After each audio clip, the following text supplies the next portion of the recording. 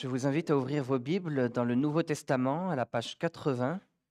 Nous allons écouter la lecture de l'Évangile selon Luc, au chapitre 10, les versets 38 à 42.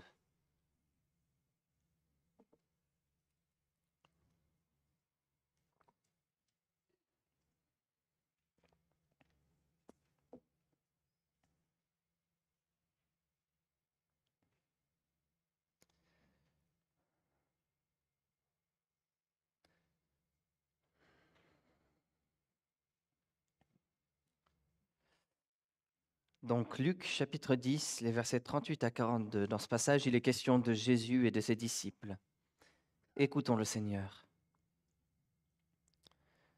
Pendant qu'ils étaient en route, donc c'est-à-dire Jésus, il entra dans un village et une femme du nom de Marthe le reçut dans sa maison. Elle avait une sœur appelée Marie qui s'assit aux pieds du Seigneur et qui écoutait sa parole. Marthe était absorbée par les nombreux soucis du service. Elle survint et dit, « Seigneur, tu ne te mets pas en peine de ce que ma sœur me laisse seule pour servir? Dis-lui donc de m'aider. » Le Seigneur lui répondit, « Marthe, Marthe, tu t'inquiètes et tu t'agites pour beaucoup de choses. Or une seule chose est nécessaire. Marie a choisi la bonne part qui ne lui sera pas ôtée. » Prions ensemble.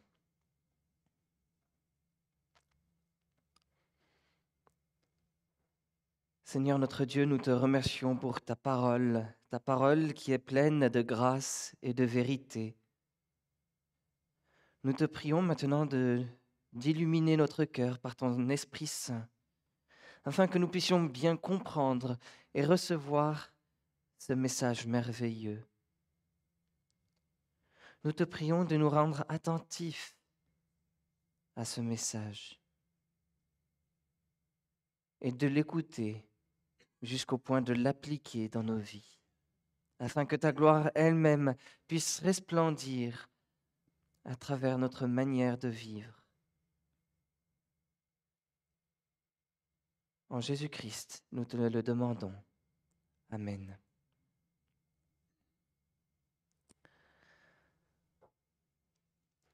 Frères et sœurs, il y a 2 semaines, l'évangéliste Luc nous encourageait à suivre Jésus.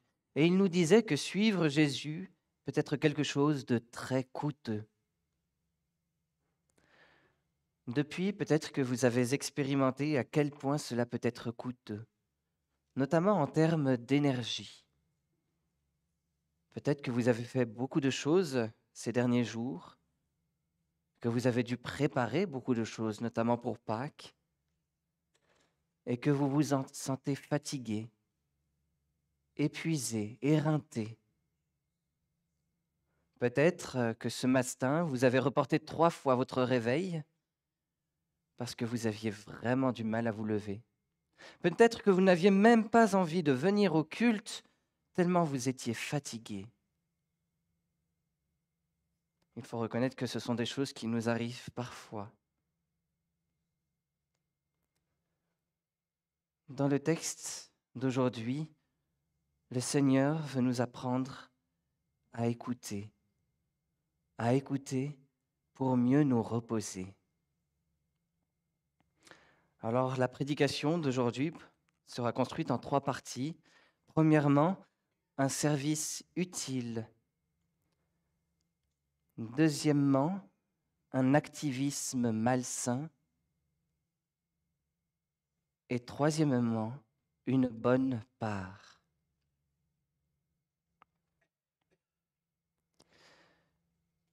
Le verset 38 nous donne premièrement l'exemple d'un service utile. Après avoir été transfiguré devant quelques-uns de ses disciples, Jésus décide de partir de Jérusalem. Je rappelle le contexte. Et il sait que ce voyage vers Jérusalem va lui coûter cher. Il va le payer au prix de sa vie. Donc, c'est certainement un voyage très difficile pour lui. Jésus doit probablement se sentir triste, il doit aussi avoir un peu peur, et même si ses disciples l'entourent et prennent soin de lui, il doit se sentir très seul.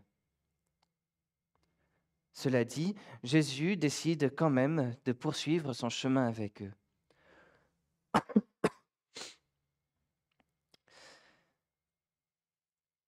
Pendant qu'ils sont en route, Jésus entre dans un village, début du verset 38. Ce village, précise l'apôtre Jean, c'est Béthanie. Béthanie se situe à environ 3 kilomètres de Jérusalem, et c'est là qu'habite Marthe. Marthe est sans doute veuve parce que c'est elle qui est propriétaire de la maison familiale. D'après les évangiles, c'est aussi une bonne amie de Jésus. Alors bien sûr, on ne sait pas si Jésus l'a averti de sa venue ou s'il arrive à l'improviste, mais ce qu'on sait, c'est que Marthe le reçoit dans sa maison. Fin du verset 38. Marthe est heureuse de mettre sa demeure à la disposition de son ami. Elle se fait un devoir même de se mettre à son service. Elle range, elle nettoie, elle cuisine, elle sert et dessert la table. Quelle énergie! Marthe est pleinement engagée dans son désir de bien accueillir Jésus. En fait, elle applique avec beaucoup de ferveur ce que l'apôtre Paul enseignera plus tard. Subvenez aux besoins des saints, tâchez d'exercer l'hospitalité. Romains 12, verset 13. Marthe a le don d'hospitalité et elle l'utilise au service des autres en bonne intendante de la grâce si diverse de Dieu. 1 Pierre 4, verset 10. C'est un service qui honore Jésus, qui certainement lui fait du bien alors qu'il n'est plus qu'à 3 kilomètres de la ville où il va être crucifié et mis à mort. Oui, ce service doit faire tellement de bien à Jésus. Il doit lui être tellement utile. Il lui montre à quel point il est apprécié par ceux qui l'entourent. De la même manière, nous aussi, nous sommes appelés à montrer notre amour les uns envers les autres en faisant preuve d'hospitalité,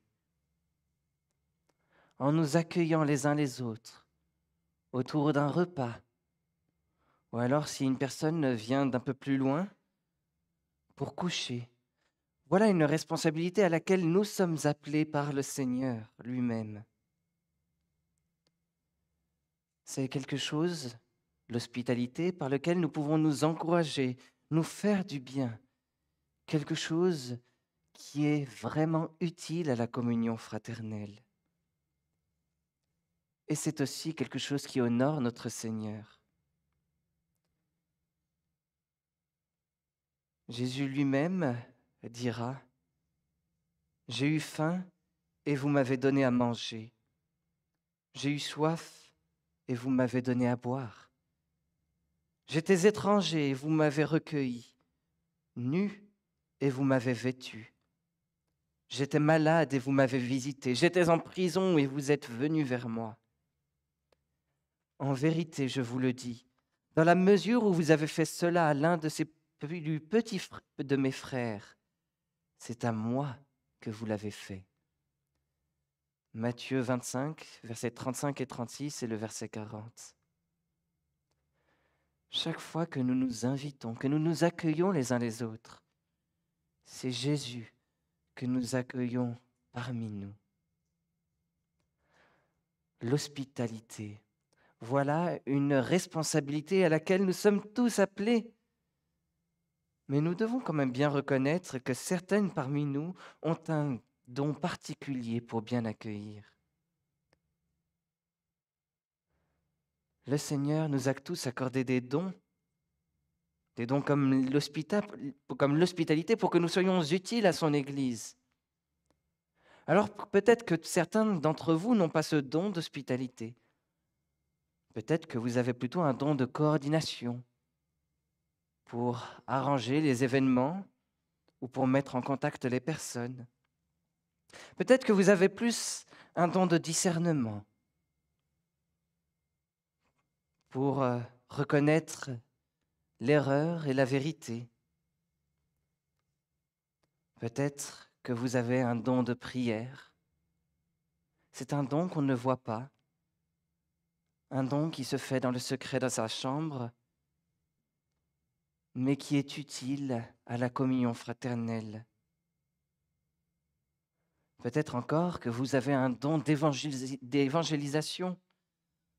Vous savez trouver les bons mots à chaque fois à chaque fois que vous avez l'occasion de parler de Dieu à quelqu'un dans l'église ou quelqu'un en dehors.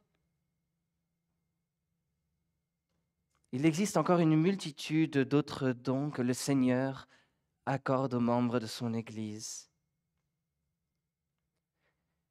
Dieu nous les accorde à chacun d'entre nous afin que nous soyons utiles à son peuple et afin que nous lui rendions gloire. Alors c'est vrai, ces dons, il ne les donne pas tous à chacun. Il donne une diversité de dons, la diversité de personnes dans son Église. Il nous a unis comme un seul corps, avec chacun des capacités et des dons différents. Tout cela pour le service de l'Église et à sa gloire.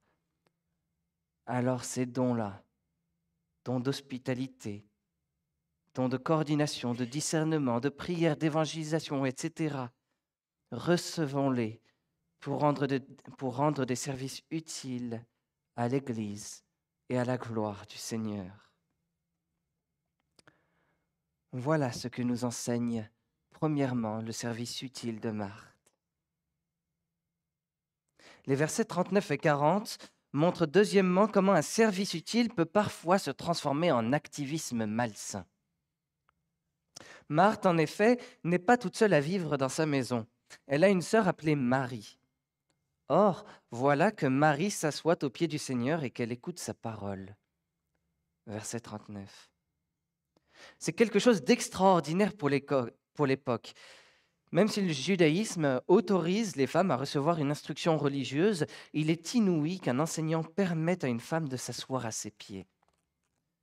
Et pourtant, Jésus accepte la présence de Marie à ses côtés. Et mieux encore, il l'y encourage, comme nous allons l'entendre plus tard. Cela montre à quel point Jésus a beaucoup de respect pour les femmes. À ses yeux, elles ont autant de valeur que les hommes. Et c'est à elles autant qu'aux hommes qu'il désire parler. Mesdames, Jésus veut vous parler. Marie, elle veut apprendre de Jésus. Elle écoute attentivement la parole de Dieu qui sort de sa bouche. Elle est suspendue à ses lèvres. Le message de Jésus est sûrement réconfortant et très agréable à entendre. Marie éprouve beaucoup de plaisir à recevoir l'enseignement du Seigneur. Seulement voilà. Tandis que sa sœur se délecte de l'enseignement de Jésus, Marthe est absorbée par les nombreux soucis du service. Début du verset 40. Dans le texte original, en grec, le verbe absorber, perispao, signifie aussi tirer ou entraîner d'un autre côté. Ce que ce mot implique, c'est que Marthe aussi veut écouter Jésus. En faisant ses allers-retours, elle entend des bribes des paroles de Jésus et ce qu'elle entend l'intéresse beaucoup. Marthe veut en savoir plus sur l'enseignement de Jésus. Malheureusement, elle est constamment entraînée ailleurs par son service. Son engagement à servir le Seigneur la distrait et l'empêche de s'asseoir pour écouter. Nous aussi, nous avons tendance à nous laisser distraire par les tâches et les services du quotidien. D'ailleurs, peut-être que certains d'entre vous sont absorbés par leurs soucis au moment même où je vous parle maintenant là. Vous avez été entraînés dans vos pensées. Vous êtes préoccupés par les difficultés auxquelles vous faites face dans vos vies personnelles ou au travail. Vous réfléchissez au meilleur moyen de prier pour telle ou telle personne dans l'Église. Vous concevez le menu du dîner pour que vos invités ne manquent de rien ce midi. Vous songez à l'organisation du prochain camp d'anglais. Ou peut-être aussi que vous êtes tellement fatigué par tout ce que vous avez fait la semaine dernière que vous vous endormez. Il est tellement facile de se laisser distraire lorsqu'on sert le Seigneur. Mais que se passe-t-il lorsque nos tâches nous empêchent de nous arrêter pour écouter Jésus? Comment réagissons-nous lorsque notre service accapare nos idées, lorsqu'il prend tout notre temps, toute notre énergie? Nous devons reconnaître que nous montrons bien souvent de l'exaspération. En fait, nous sommes frustrés parce que nous nous sentons fatigués et seuls. Nous n'avons même plus le temps d'écouter le Seigneur. Et avec le temps, la frustration se change en colère et la colère se transforme en accusation. Nous accusons nos frères et sœurs de ne rien faire ou alors de faire mal. Par exemple, tu n'étais pas censé t'occuper de ça? Pourquoi est-ce que c'est encore à moi de le faire? Ou alors, je suis toujours la seule à faire quelque chose ici. Vous attendez quoi pour mettre la main à la pâte? Et encore, toi, tu ne fais jamais les choses jusqu'au bout. Je dois toujours repasser après toi. Alors ici, au Québec, j'ai l'impression que ce n'est pas toujours des choses qu'on dit, mais on peut tous le penser très fort, moi y compris. Et ensuite, le tout peut très vite dégénérer en conflit dans la famille et dans l'Église. Vous voyez comment un service utile peut parfois devenir malsain? Marthe, elle aussi, ressent beaucoup de frustration. Elle se sent fatiguée, elle est exaspérée par l'inaction de Marie. Et tout à coup, elle explose. Elle survient et dit à Jésus, « Seigneur, tu ne te mets pas en peine de ce que ma sœur me laisse seule pour servir? Dis-lui donc de m'aider. » Fin du verset 40. Autrement dit, « Jésus, ça ne te dérange pas que je sois seule à tout faire pendant que ma sœur ne m'aide pas? Ça ne te met pas en colère? » Il n'y a rien de mal à ce que Marthe serve Jésus. Mais le problème, c'est qu'elle s'épuise à le faire et qu'elle n'a plus vraiment le temps de l'écouter. Marthe cède à une forme d'activisme malsain. Et du coup, comme elle ne se sent plus capable de servir Jésus toute seule, elle veut que Marie se mette à le servir. Surtout, elle veut que Marie serve le Seigneur de la manière qu'elle, Marthe, considère être la bonne manière. Marthe pense que ce dont Jésus a le plus besoin, c'est qu'elle le serve, et elle veut que sa sœur serve Jésus exactement de la même manière. Nous faisons une erreur lorsque nous pensons que les autres doivent servir le Seigneur de la même manière que nous le servons. Le pasteur presbytérien Philip Ryken écrit d'ailleurs à ce sujet, « Voilà où nous conduisent les mauvaises attitudes dans notre service pour Christ. Peu à peu, nous devenons critiques. Nous blâmons les autres pour ce qu'ils font ou ne font pas. Et rapidement, c'est à Dieu lui-même que nous donnons des ordres. Tout cela se produit dans notre zèle pour servir Jésus lorsque nous perdons de vue le Seigneur lui-même. » Alors, chers amis, ne perdons pas de vue le Seigneur. Ne nous laissons pas distraire ou absorber par notre service. Ne cédons pas à un activisme malsain. Laissons plutôt Jésus nous remplir de sa grâce et de sa paix. Les versets 41 et 42 nous encouragent troisièmement à choisir la bonne part. Le Seigneur a entendu la frustration de Marie et il lui répond, « Marthe, Marthe, tu t'inquiètes et tu t'agites pour beaucoup de choses. Or, une seule chose est nécessaire.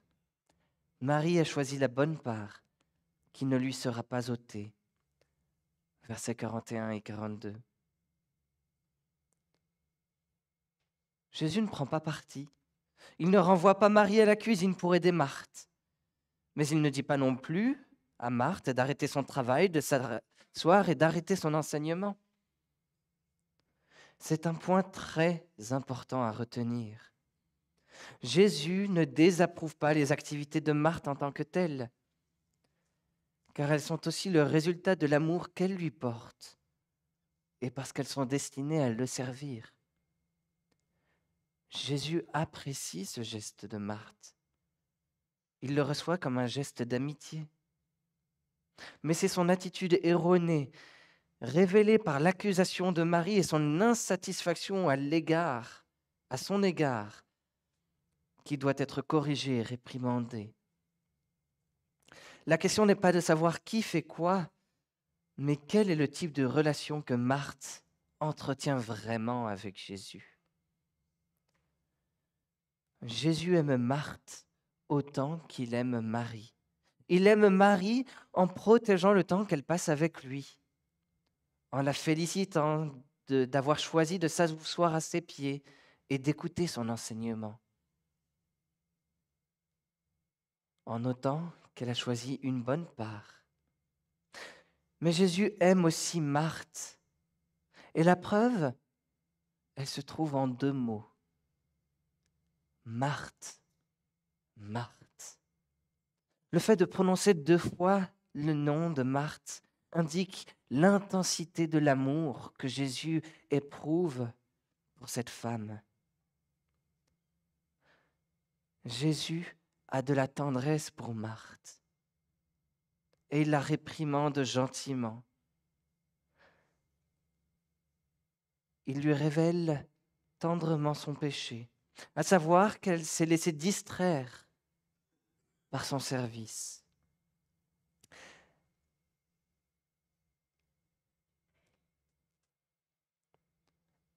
Marthe ne savait pas comment laisser tomber certaines choses pour prioriser l'écoute du Seigneur.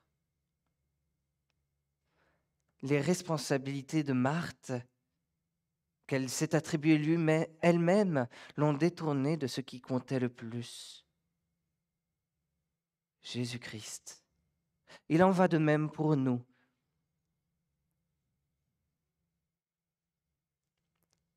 Les nécessités du service que nous nous imposons parfois nous étouffent et deviennent une corvée. Après avoir gentiment réprimandé Marthe, Jésus continue. Une seule chose est nécessaire.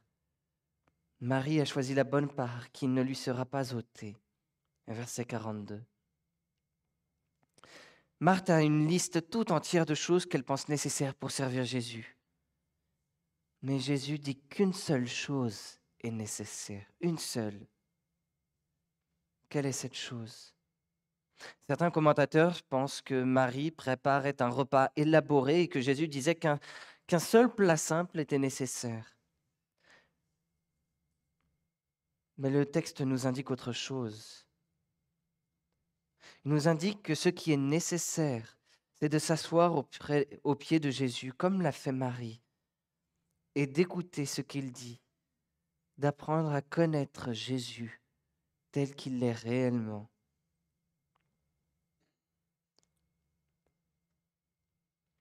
Cette histoire n'a pas pour but d'enseigner la valeur d'une vie contemplative par rapport à une vie d'action, mais de montrer que le service de Jésus ne doit pas remplir notre vie au point que nous n'ayons plus le temps d'apprendre de lui. On l'honore davantage en prenant le temps de l'écouter qu'en subvenant excessivement à ses besoins. Pourquoi? Parce que Jésus, en réalité, n'a pas de besoin. Il est le Seigneur, Dieu lui-même.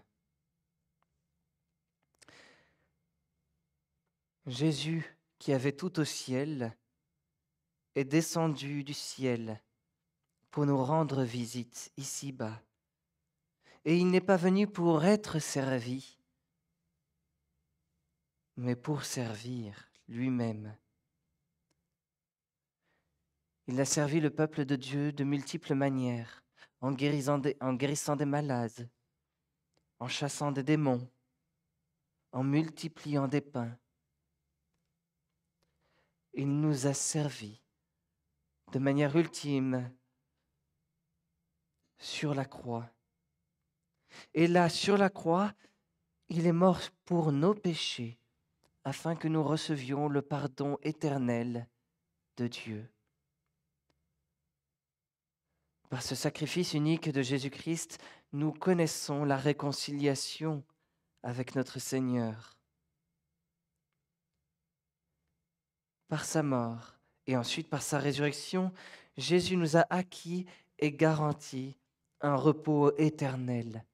Et ce repos, nous ne le recevons pas par mérite, parce que nous servons notre Dieu, mais par la grâce seule de notre Seigneur Jésus. C'est lui qui a tout accompli. Nous n'avons rien fait pour cela. De Jésus, de son sacrifice à la croix, nous recevons donc le repos éternel. Oui, pour nous qui avons cru, nous entrons dans le repos. Ainsi, celui qui entre dans le repos de Dieu se repose de ses œuvres. Hébreux 4, le verset 3 et le verset 10. Maintenant que nous recevons le repos de Dieu, nous pouvons aussi nous reposer de notre service lorsque nous le considérons nécessaire et important pour notre relation avec le Seigneur. Vous comprenez bien que ce qui est nécessaire, c'est de prioriser la parole de Dieu dans notre vie plutôt que le service. C'est par cette parole que Dieu nous donne la connaissance du salut en Jésus-Christ et de ce repos. Et c'est aussi par cette parole que Dieu dirige notre service vers lui.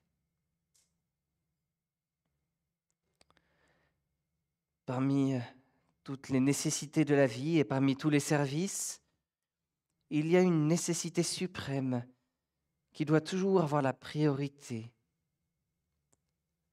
Dans toutes les circonstances, il y en a une qui doit être choisie à l'exclusion de toutes les autres. Cette nécessité suprême, c'est de s'asseoir aux pieds du Seigneur et d'écouter sa parole. S'il existe un Créateur, et si ce Créateur est prêt à nous rendre visite, à nous parler, comme Jésus-Christ l'a fait dans son incarnation, alors il est évident que notre premier devoir, en tant que ses créatures, notre plus grand plaisir, devrait être de s'asseoir à ses pieds et d'écouter ce qu'il dit.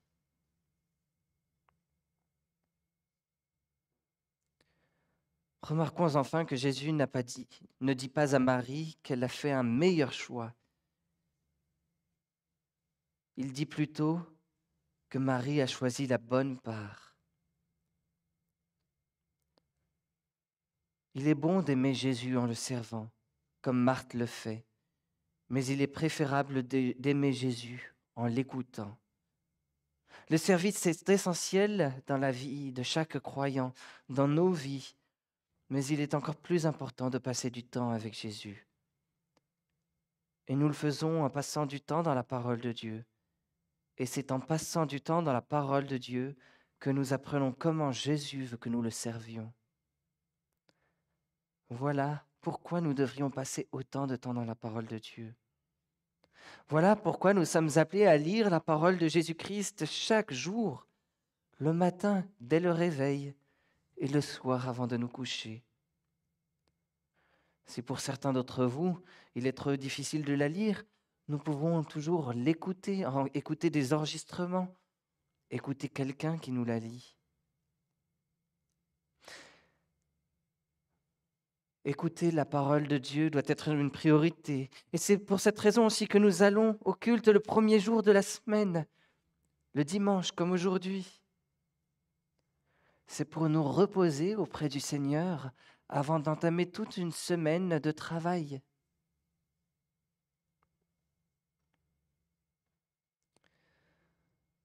C'est aussi pour cela que nous devrions aussi parfois reconnaître que nous devrions mettre sur pause certaines de nos responsabilités ou services dans l'Église.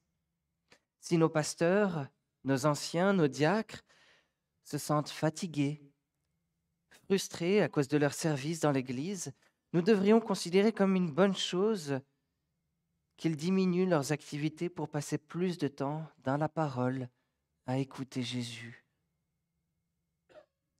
Peut-être même que nous pourrions considérer de leur accorder un congé pour une période déterminée, s'ils en ressentent le besoin. Et si vous, qui rendez divers services dans l'Église, vous vous sentez aujourd'hui fatigué, je vous invite à venir nous voir, Mario ou moi-même. Nous vous encouragerons et nous ferons de notre mieux pour alléger votre tâche, afin que vous puissiez mieux vous reposer auprès du Seigneur. Oui, prenons le temps d'écouter le Seigneur, de nous reposer auprès de lui lorsque nous en ressentons le besoin. Nous en tirerons un grand profit. Marthe et Marie apprennent à prioriser l'écoute de Jésus dans leur vie. Et cela va avoir de belles conséquences. Ces conséquences, nous les retrouvons dans l'Évangile selon Jean plus loin. Marthe, qui était si active, va reconnaître: oui Seigneur, je crois que tu es le Christ, le Fils de Dieu qui vient dans le monde. Jean 11, le verset 27. Elle va confesser le nom de Jésus parce qu'elle aura appris à le connaître en prenant le temps de l'écouter. Marie, en revanche, elle qui écoutait Jésus, va se mettre à son service.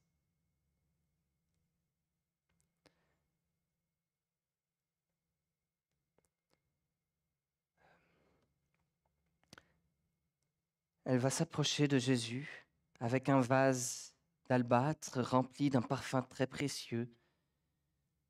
Elle va en verser une quantité généreuse sur les pieds de Jésus, l'oindre de cette huile odorante. Et Jésus, en observant son service précieux, dira à ses disciples qu'elle a compris tout ce qu'elle devait comprendre sur son ministère avant même les disciples qui l'entouraient.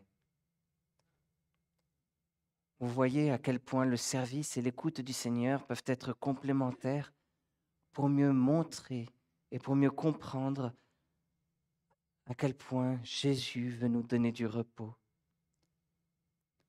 Alors oui, frères et sœurs, peut-être que vous êtes fatigués ce matin, peut-être que vous avez été très actifs dans les 2 dernières semaines.